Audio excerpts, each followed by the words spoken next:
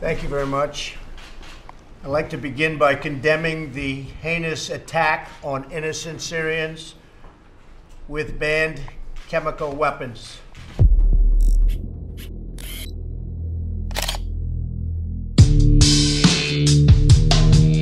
Siamo a Washington DC, nella capitale americana. Adesso andiamo a chiedere ai cittadini che cosa ne pensano dell'intervento di Trump in Siria. Okay, so are you a Republican or a Democrat? I'm a Democrat. I'm a Republican. Independent. I'm a Democrat. Yeah, independent. Yeah. I'm a Democrat. I'm a Republican. Do you support Trump's intervention in Syria? Not really. I think it's impossible for us citizens to know what's really going on. I think the United States has an obligation to stand up for people who have atrocities committed against them. I do not, mostly because I think it's kind of short-sighted, and I think he's kind of acting based on aggression.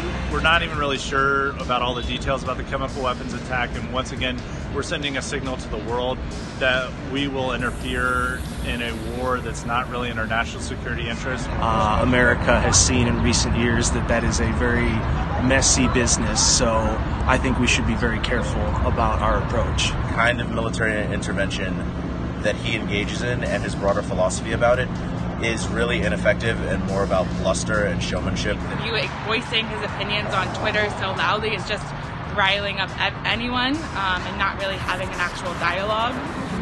But I do support pushing back against his use of chemical weapons. Yeah, I support it. The surgical aspect of it and destroying all the chemical weapons facilities, I think. As the world leader, world military leader, I think it's our duty. Intervening is not going to help affect the issue. Intervening is just propagating a war, and it's not our business to be in a conflict.